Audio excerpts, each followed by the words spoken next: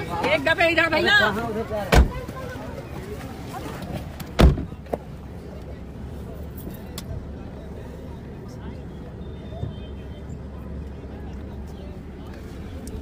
यहाँ पे भैया से उठिए।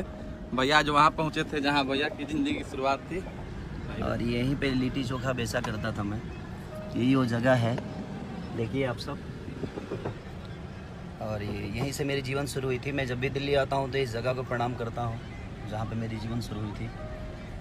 थैंक यू कि आप लोगों ने इस जगह से मुझे कहाँ तक पहुँचा दिया। पब्लिक और आज आप सबकी मोहब्बत के बदौलत मैं यहाँ पहुँचा।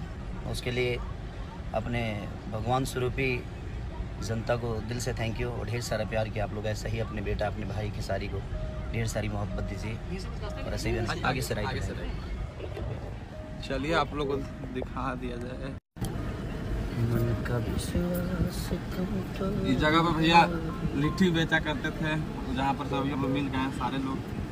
और आज इसी जगह पे आप लोग के प्यार से